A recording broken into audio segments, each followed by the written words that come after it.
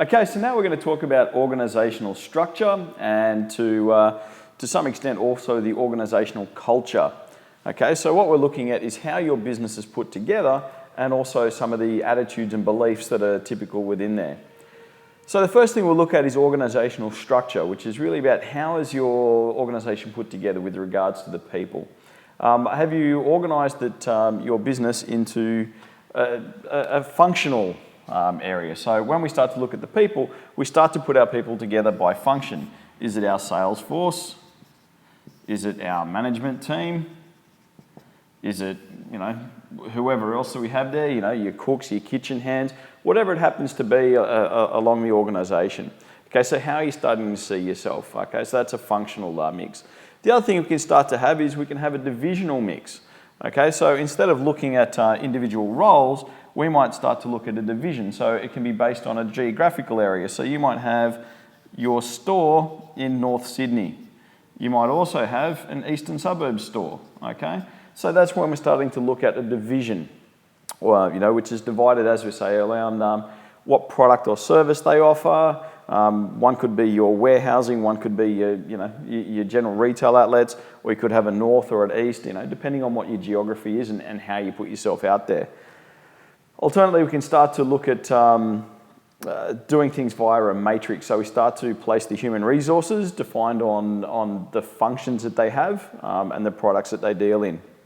Okay, so it could be your pharmaceutical sales versus some other different type of sale, or whatever it happens to be. So there's a couple of different ways we can start to structure ourselves as an organisation and to start to structure how we want to see our team, because that becomes important for how we then deal with them. We start to look at the organisational environment, and when we look at the organisational environment, we start to think about, what's the internal? Okay, so what's happening within this space? And the way we look at that is by looking at things like our SWOT analysis, looking at our strengths, our weaknesses, our opportunities and threats. Okay, it covers all the aspects of our people and our leadership through the supply and communication platform. So what we're starting to look at there is look internally at a bit of a SWOT.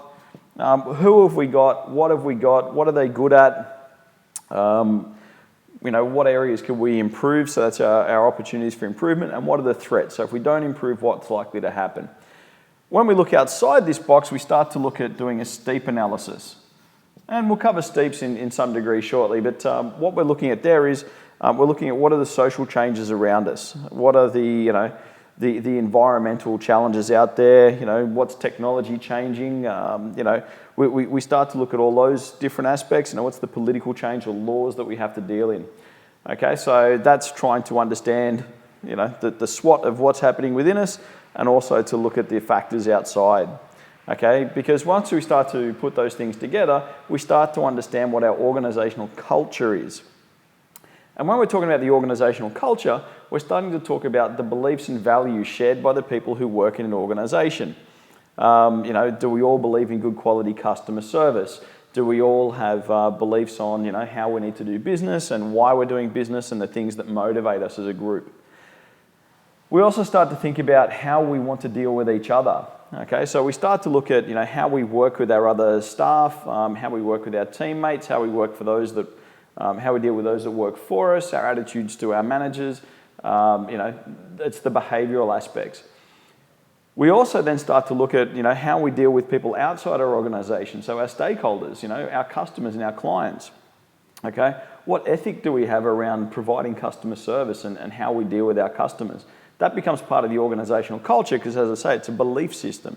And we need to make sure that we're engaging with our people and making sure that they have a good way of dealing with our customers and clients. Okay, so we also need to think about, well, how do these people within these groups, whichever way I define it, how do they deal with our stakeholders? And when I say stakeholders, that means anyone who can affect or be affected by our business. Okay, so when we start talking about stakeholders, we might be looking at suppliers to our business. We might be looking at other businesses that do business to business with us. It could also be our customers, but it could also be the people in the community around us. Okay, so if we're a business in an area, we're going to affect our neighbours. We're going to affect quite a few different people in that environment. We might have the local council we have to deal with, quite a few other people there. So we need to think about what our relationship is and how we foster that relationship and how our people get in there. We also look at the staff and their attitude towards things like energy use, okay, community involvement, absence from work, all their day-to-day activities. There are some organisations around there that look at their staff engagement and also how those staff engage with the community. Do they support local charity events? Does your staff have, walk to work day or anything like that? How do they see themselves involving themselves in a bigger picture? Okay, so as leaders and managers, we have an important role to play in starting to develop how those people go out and engage outside the sphere, okay? Because remember, our organisational culture isn't just the bubble we live in, but also how do we affect things outside that area, okay? So some of the things that affect that, obviously, is we have to start thinking about, well, what are the attitudes of our leaders, okay? What inspires them and gets them up every day, okay? What gets them to participate? How do they want to treat the staff? How do they see their own role? How engaged are they? Do they understand the company vision? Are they working towards achieving it? Okay. We need to also think about, well, not just the leaders in those spaces, but what are the spaces themselves, okay? So what's the attitude towards the roles and the individuals, okay? Do we have these people in open work environments? Are people squirreled off in small offices? Do they get to work amongst each other? Do we work in teams? Do we work individually? All those things are going to start to shape a lot of the behaviours and the culture within the organisation. We also start to think about, well, what's the group identity? And we start to look then at logos. Okay, certain logos have feeling. If you work for Google, how do you feel about that? If you work for Apple, how do you feel about that? Two of these employers that run large campuses, everyone's pretty involved. There's a certain level of prestige that goes with the job. We know there's a good engagement over there, but these people tend to work hard. Whereas if I said you work for the local garbage collection, how do you feel about that? Do you have the same feeling of prestige, etc.? Now, my cousin happens to work as a garbageman, so no mocking them there at all. But certainly, these things, people are looking at it in certain ways. Okay, there's iconography, there's symbols there that mean things into the market. Okay, and it's an image that you're presenting to the outside world. We also look at the attitude to change. So, what are the leaders' attitudes towards change? Okay, as a leader in that organisation, if people know that you never change, everything's fixed in stone and it's inflexible, obviously, that's going to shape how your people engage with you and engage with the company.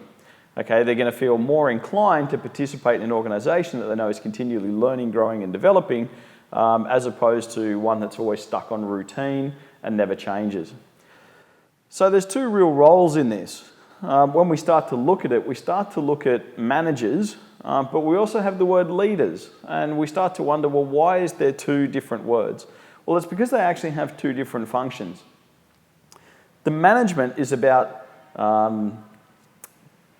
doing things right. Okay, so management is about doing things right, the process of maintaining the everyday runnings of the business and changing only what needs to be changed, and not just, generally dealing with the short-term needs. Okay, so they're administering the system, they're hiring the staff, they're managing the staff, they're making things just work. Okay, that's the role of your manager to execute the plan. Okay, leadership is the process of maintaining all the activities that relate back to the strategies and objectives. Okay, so leadership is about the vision and the bigger picture. Okay, so if management was doing things right, leadership is do the right thing. Okay, so it is a little bit of a slight difference. Leadership is about trying to create that space that people all understand the vision, and the leader is there trying to get that vision delivered. Okay. Now the problem is when you're the supervisor, you're stuck doing both management and leadership at the same time, okay? But depending on what is happening at the time, those staff meetings, etc., you're often talking about leadership, trying to get the people up and running. But day to day, a lot of the time you'll find yourself managing the place, making sure that, that the door's open on time, nothing's falling apart, etc. Okay, so Management focus is, if we're to start to look at what's happening there, is, management is often about looking at the stats, looking at the statistics. Leadership is about pushing forward and where we're going. A lot of management tasks and functions are about looking at things that we've done. They're about looking at the reports, looking at the sales, looking at what has happened. Okay, so the management role is very much about analysis and very much about looking at numbers.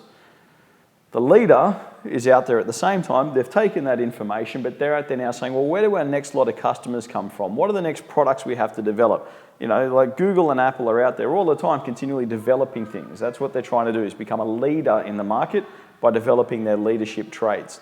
They're not just sitting there with the same products, milling away. They're always trying to find the new way forward. Okay, so that's what we start to come into when we look at the organisational structure and culture. We need to think about how we've developed our team, how we're seeing them. Are we seeing them, by their functions? Are we seeing them by the divisions? How do we want to put that out there? We need to think about our logo and branding and what that means for our people and what those logos and brands stand for. We need to think about what the culture is we're developing amongst our people and the way we manage them, and their attitudes towards our stakeholders, etc. We've got our SWOT analysis to analyse within to see what our opportunities and threats are if we don't continue to develop, grow and change. We have the STEEP process to look outside our organisation. And lastly, we need to think about being managers and leaders. Do you need to be a good manager or a good leader or both? It's the hard thing, but you actually do need to do both to be a successful business owner and business leader, if you will. So make sure you're taking both of those into account and think about what you want your business to do when you're implementing those.